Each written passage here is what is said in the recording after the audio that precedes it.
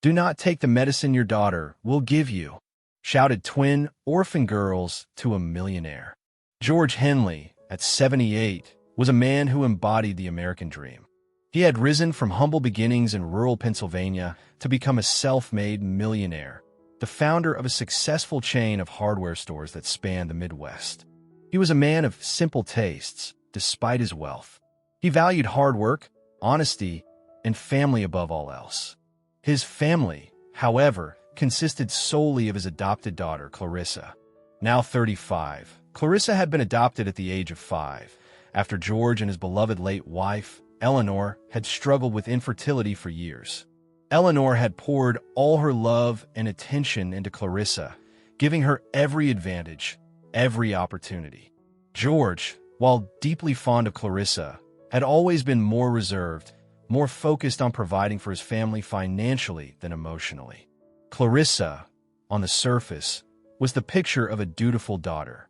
She visited George regularly at the Golden Oaks Retirement Community, an upscale facility in suburban Chicago, Illinois, where he had moved after a mild stroke a year earlier. She brought him his favorite treats, listened to his stories, and feigned interest in his rambling reminiscences. But beneath the veneer of filial piety, there was a growing resentment. Clarissa had always felt like she lived in a gilded cage. She had been given everything money could buy: a private school education, expensive clothes, a lavish lifestyle.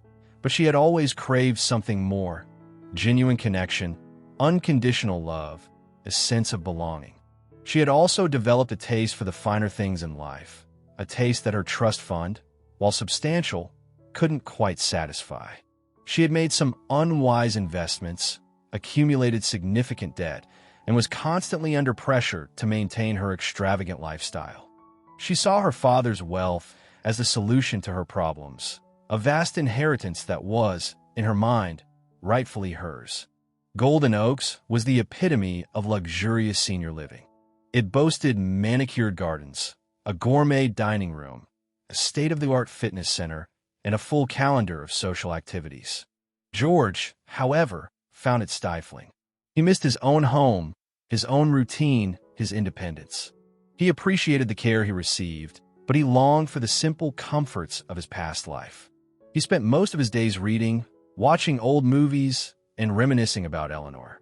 He had a small circle of friends at Golden Oaks, fellow residents with whom he shared stories and played cards, but he often felt isolated, disconnected from the outside world.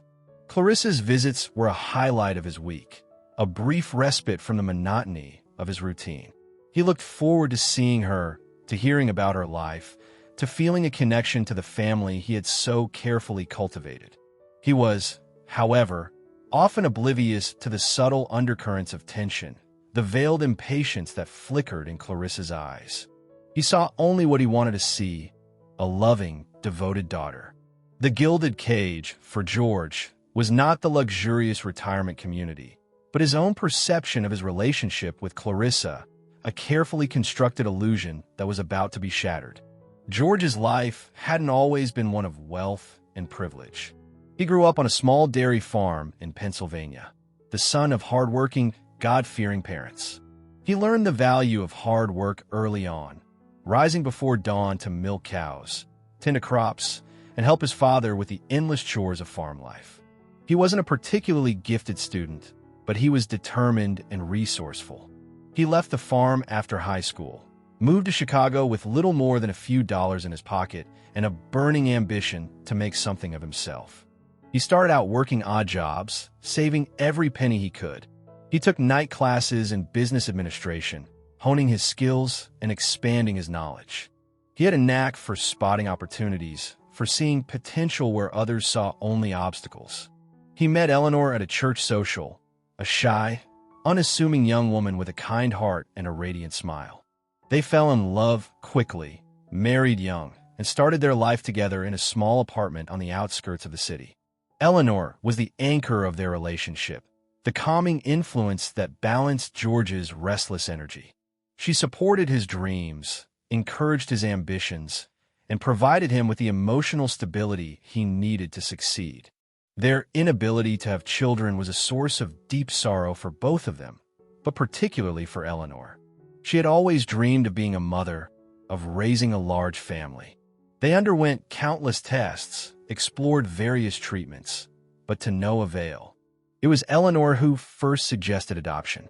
George was initially hesitant, unsure if he could love a child who wasn't biologically his own.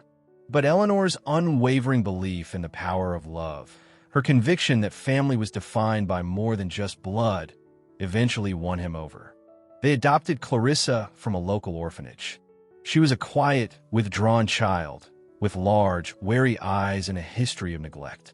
Eleanor poured all her love and attention into Clarissa, showering her with affection, providing her with a stable and nurturing home. George, while initially awkward and unsure of how to interact with a small child, gradually grew to love Clarissa. He saw in her a reflection of his own humble beginnings, a chance to give a child a better life, a chance to build the family he had always dreamed of.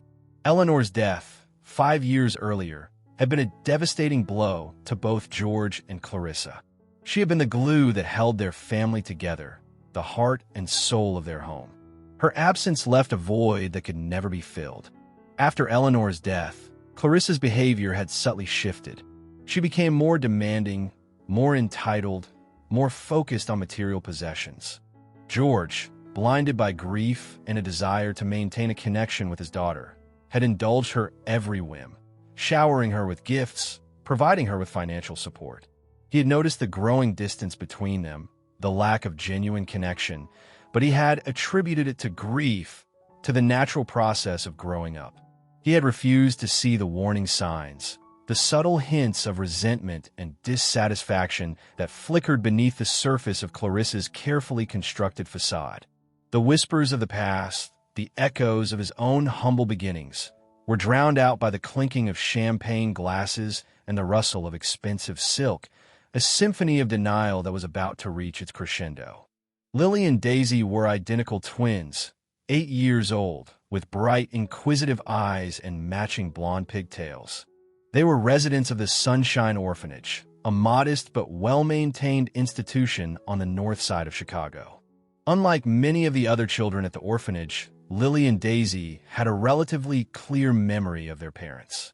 They had lived with their mother, a struggling single artist, until she had died tragically in a car accident 2 years earlier.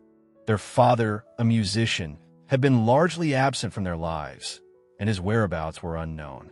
The twins were inseparable, a constant source of comfort and support to each other. They shared a secret language, a bond that went beyond words, a connection that only twins could understand. Lily, the slightly older twin, was the more cautious and reserved of the two.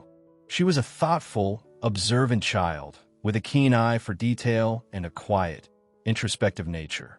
Daisy, the more outgoing and adventurous twin, was a bundle of energy, always eager to explore, to ask questions, to make new friends. She had a mischievous streak, a playful spirit, and a contagious laugh. Despite their different personalities, the twins shared a deep sense of empathy, a compassion for others that belied their young age. They had learned to rely on each other, to navigate the challenges of their life at the orphanage with resilience and grace. They had a special connection to Golden Oaks retirement community. Mrs. Peterson, a volunteer at the orphanage and a former resident of Golden Oaks, had introduced them to several of the residents, including Mr. Henderson, a kind, elderly gentleman who had lost his wife a few years earlier. The twins visited Mr. Henderson regularly, bringing him drawings, telling him stories, and sharing their infectious laughter.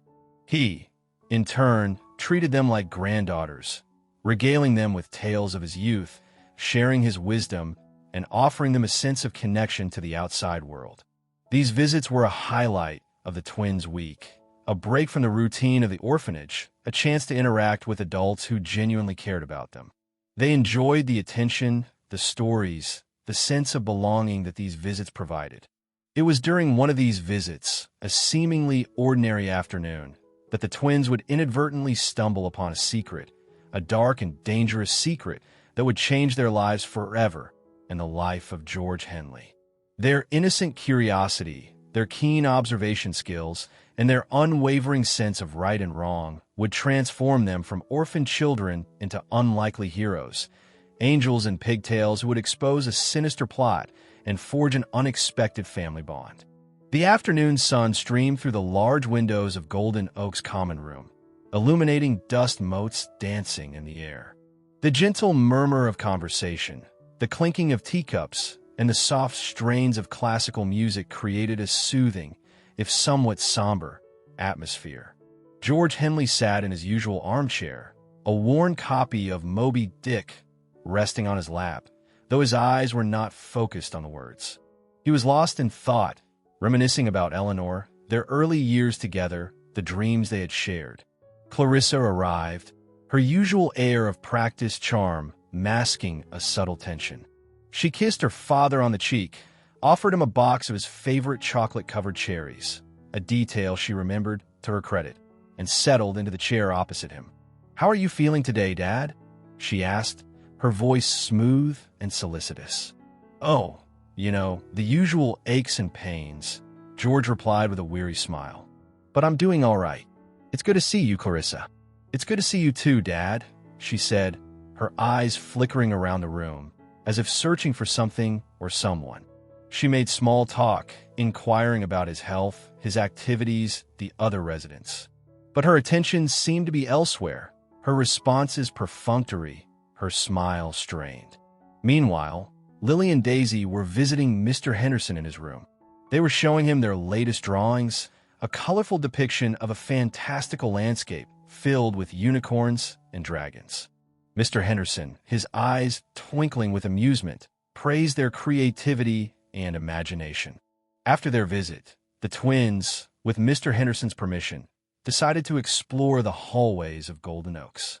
They were fascinated by the elderly residents, by their stories, by their wrinkled faces that seemed to hold a lifetime of experiences. They peeked into rooms, waved at the residents, and giggled at the funny sounds of the medical equipment. They were careful not to disturb anyone, their innate sense of respect guiding their actions. As they rounded a corner, they saw Clarissa standing outside George's room. She was holding a small vial, a clear liquid shimmering inside. She carefully, almost furtively, poured a few drops into a glass of water that sat on George's bedside table. The twins, hidden from view, watched in silent fascination. They didn't understand what Clarissa was doing, but they sensed that something was wrong. Lily, with her cautious nature, felt a prickle of unease. Daisy, with her adventurous spirit, was intrigued. Clarissa then entered George's room, carrying the glass of water. "Here you go, Dad," she said, her voice unnaturally cheerful. "I brought you some fresh water. You must be thirsty." George, unsuspecting, took the glass and smiled at his daughter. "Thank you, dear. That's very thoughtful of you." He was about to take a sip when the twins, acting on instinct, burst into the room. "Do not take the medicine your daughter will give you," Lily shouted, her voice surprisingly loud and clear. Daisy, echoing her sister, added, "We saw her. She put something in the water." George, startled by the sudden intrusion, lowered the glass, his eyes widening in confusion. Clarissa, her face pale with shock and anger, turned to face the twins. "What are you talking about?" she demanded, her voice trembling. "You little brats, get out of here." But the twins stood their ground, their eyes fixed on George, their faces filled with a mixture of fear and determination. "We saw her, Mr. Henley," Lily insisted. "She put something in your water. It wasn't medicine." George looked from the twins to Clarissa, his mind racing, his heart pounding in his chest. He looked at the glass of water in his hand, then back at his daughter's face, which was now a mask of panic and guilt. The shadowed visit had turned into a moment of truth, a revelation that would shatter the carefully constructed facade of George's family life and set in motion a chain of events that would change everyone's lives forever. The angels in pigtails had spoken, and their words, innocent yet powerful, had exposed a darkness that had been lurking beneath the surface, waiting to be revealed. The immediate aftermath of the twins' accusation was chaos. Clarissa, initially denying everything, quickly crumbled under the weight of George's shocked and questioning gaze. She stammered, contradicted herself, and eventually broke down in tears, claiming it was a mistake, that she had only been trying to help her father sleep. George, however, was no longer the trusting, oblivious father he had been just moments before. The twins' unwavering conviction, their clear and consistent account of what they had seen, had pierced through his denial. He called for a nurse, who immediately took the glass of water for testing. He also, with a heavy heart, called the police. The arrival of the police officers, their stern faces and official demeanor, added a layer of gravity to the situation. Clarissa, now hysterical, was questioned, her explanations becoming increasingly incoherent and unbelievable. The twins, calm and composed, recounted their observations to the officers, their young voices clear and unwavering. The preliminary tests on the water came back quickly, confirming the twins' worst fears. The liquid contained a high dose of a potent sedative, a drug that, in combination with George's existing medication, could have been lethal. It was, without a doubt, poison. Clarissa was arrested, taken into custody, and charged with attempted murder. The news spread quickly through Golden Oaks, creating a buzz of shock and disbelief among the residents and staff. The image of the dutiful daughter had been shattered, replaced by the chilling reality of a woman who had tried to kill her own father. George, overwhelmed by the events, retreated into himself. He felt a mixture of betrayal, anger, grief, and a profound sense of guilt. He had been so blind, so trusting, so unwilling to see the truth about his own daughter. He had nearly paid the ultimate price for his naivete. He requested a private meeting with Lily and Daisy. He wanted to thank them, to express his gratitude for their bravery, for saving his life. He also wanted to understand, to hear their story, to learn more about these two remarkable young girls who had appeared out of nowhere and changed his life forever. The twins, accompanied by Mrs. Peterson, met with George in his room. They were shy at first, intimidated by the surroundings and by the gravity of the situation. But George, with his gentle demeanor and his genuine warmth, put them at ease. "Thank you," he said, his voice choked with emotion. "You saved my life. I don't know what I would have done without you." Lily, the more reserved twin, simply nodded, her eyes fixed on George. Daisy, the more outspoken twin, said, "We didn't want her to hurt you, Mr. Henley. We saw what she did, and we knew it was wrong." George was struck by their simple honesty, their unwavering sense of right and wrong. He asked them about their lives, about their parents, about the orphanage. They told him their story, their voices filled with a mixture of sadness and resilience. As he listened to their story, George felt a growing sense of connection to these two young girls, a sense of admiration for their strength and their courage. He saw in them a reflection of his own humble beginnings, a reminder of the values he had held dear, the values he had almost lost sight of in his pursuit of wealth and success. The legal process against Clarissa was long and arduous. She initially maintained her innocence, claiming it was all a misunderstanding, that she had been trying to help her father. But the evidence was overwhelming, and her defense eventually crumbled. She was represented by a high-powered lawyer, paid for by George himself, a final act of paternal obligation, a desperate attempt to salvage something from the wreckage of their relationship. But even the best lawyer couldn't overcome the weight of the evidence, the testimony of the twins, and the damning results of the toxicology report.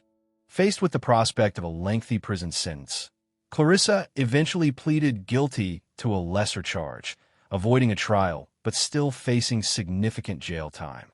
The truth of her motives, the full extent of her desperation, would be revealed in the coming days, adding another layer of complexity to this already tragic story.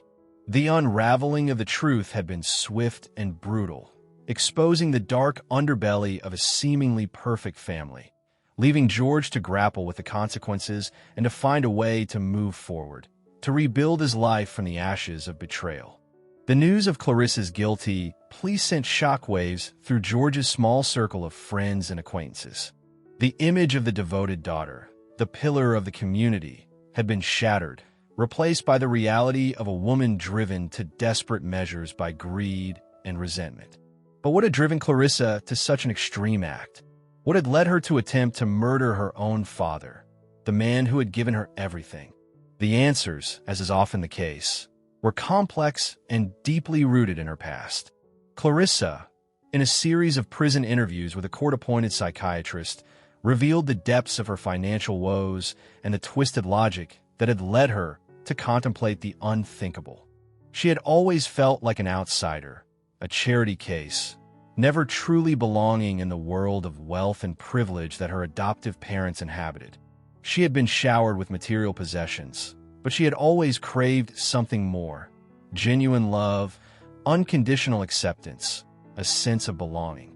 She had resented her mother's constant comparisons to other children, her subtle criticisms, her unspoken expectations. She had felt pressure to live up to an impossible ideal, to be the perfect daughter, the perfect student, the perfect socialite. After Eleanor's death, Clarissa's relationship with George had become even more strained. She felt neglected, ignored, overshadowed by his grief. She had turned to spending as a way to fill the void, to find some measure of comfort and control. She had made a series of increasingly risky investments, hoping to strike it rich and finally prove her worth. But her ventures had failed, leaving her deeply in debt, facing mounting pressure from creditors. She had seen her father's wealth as the solution to her problems, a vast inheritance that would wipe away her debts and allow her to live the life she had always dreamed of. She had convinced herself that he was old, that he wouldn't live much longer, that she was simply accelerating the inevitable. She had rationalized her actions, telling herself that she wasn't really hurting him, that she was simply taking what was rightfully hers. She had deluded herself into believing that she could get away with it, that she could outsmart everyone, that she could control the situation. But her plan had been flawed, her judgment clouded by desperation and a distorted sense of entitlement. She had underestimated the intelligence and the integrity of two young girls, two orphans who had seen through her charade and had acted with courage and conviction. Clarissa's motives were not excusable, but they were understandable, at least in the context of her own twisted logic. She was a product of her upbringing, a victim of her own insecurities, a prisoner of her own greed and resentment. She was a tragic figure, a woman who had lost her way, who had made terrible choices, and who would now have to pay the price for her actions. Her story served as a cautionary tale, a reminder that wealth and privilege do not guarantee happiness, that true fulfillment comes from within, from genuine human connection, from living a life of purpose and meaning. The gilded cage, in Clarissa's case, had been of her own making, a prison built on false expectations and a desperate need for validation. After Clarissa's guilty plea and sentencing, George found himself adrift. The daughter he had loved, the family he had cherished, was gone, shattered beyond repair. He was left with a profound sense of emptiness, a void that his wealth and his comfortable surroundings could not fill. He decided to visit the Sunshine Orphanage, the place where Lily and Daisy lived. He wanted to thank them again, to express his gratitude in person, to learn more about their lives. He also felt a strange, inexplicable pull towards these two young girls, a connection that he couldn't quite understand. The orphanage was a far cry from the opulent retirement community where George resided. It was a modest building, but it was clean, well-maintained, and filled with the sounds of children's laughter. The staff were caring and dedicated, but resources were limited, and the children, despite their resilience, carried the weight of their circumstances. George met with the orphanage director, Mrs. Davison, a kind, compassionate woman who had devoted her life to caring for children in need. She told him more about Lily and Daisy, about their history, their personalities, their dreams. "They're remarkable girls, Mr. Henley," Mrs. Davison said. "They've been through so much, but they've never lost their spirit, their kindness, their compassion for others. They're truly special." George spent the afternoon with Lily and Daisy, playing games, reading stories, and simply talking. He was struck by their intelligence, their humor, their resilience. He saw in them a spark of something special, a light that shone brightly despite the darkness of their past. He learned about their love of art, their passion for reading, their dreams of becoming teachers. He saw their close bond, their unwavering support for each other, their ability to find joy in the simplest of things. As he spent more time with the twins, George felt a growing sense of connection, a feeling of warmth and belonging that he hadn't experienced in years. He realized that he wanted to be a part of their lives, that he wanted to give them the love and support they deserved. The idea of adoption began to take root in his mind. He was an old man, he knew, but he still had much to offer. He had the resources, the experience, the love to give these two girls a good life, a stable home, a bright future. He discussed the idea with his lawyer, who advised him to proceed cautiously, to consider all the implications, to ensure that it was the right decision for everyone involved. He also spoke with Mrs. Peterson, the volunteer who had introduced the twins to Golden Oaks. She was overjoyed at the prospect, offering her unwavering support. George knew that it wouldn't be easy. He would be facing challenges, adjustments, and the inevitable scrutiny of social services. But he was determined. He had found a new purpose, a new reason for living. He had been given a second chance at family, a chance to make amends for the mistakes of his past. He made the decision. He would adopt Lily and Daisy. He would give them a home, a family, a future. He would give them the love and support they deserved. He would, in his own way, become the father he had never been to Clarissa, the father he had always longed to be.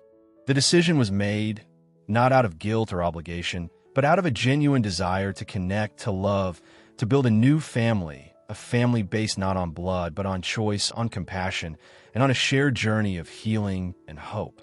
The adoption process was lengthy and complex, involving background checks, home visits, interviews, and mountains of paperwork. George, with his resources and his determination, navigated the system with the help of his lawyer, patiently addressing every concern, answering every question, demonstrating his commitment to providing a stable and loving home for Lily and Daisy. The twins, initially hesitant and unsure, gradually warmed to the idea. They had always dreamed of having a family, of belonging, of having a place to call home. They were drawn to George's kindness, his gentle demeanor, his genuine affection for them.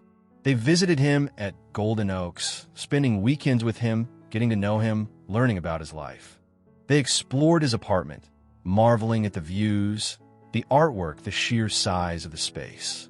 They also, cautiously, began to share their own hopes, their dreams, their fears.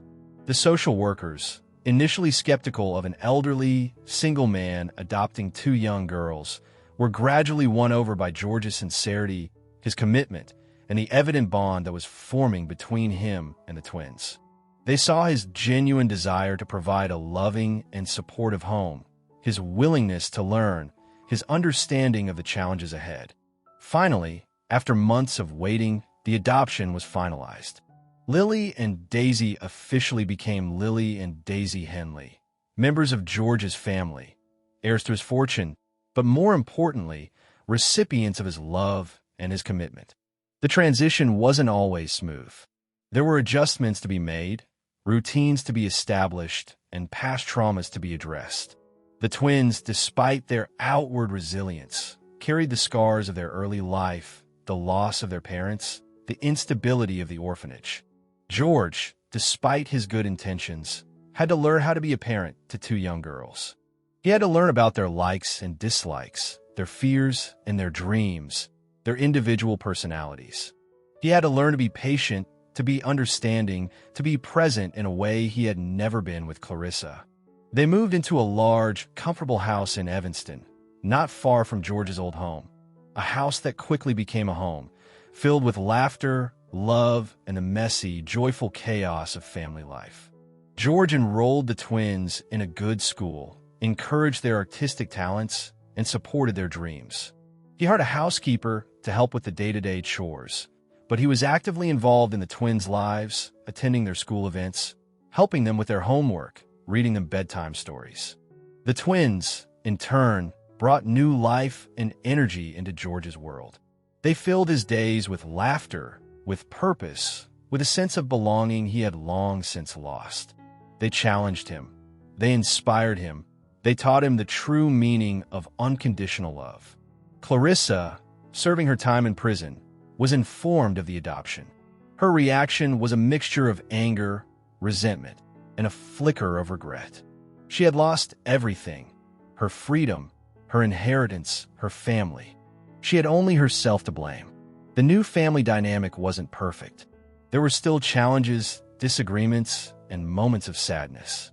But there was also love, forgiveness, and a shared commitment to building a better future. George had found redemption, not in wealth or success, but in the simple act of opening his heart to two orphan girls, of giving them a home, a family, a chance at a happy life. He had learned that true wealth was not measured in dollars and cents, but in the bonds of love, the strength of family, and the enduring power of the human spirit to heal and to grow. The American dream, for George Henley, had taken on a new, more profound meaning, a meaning found not in the accumulation of wealth, but in the creation of family.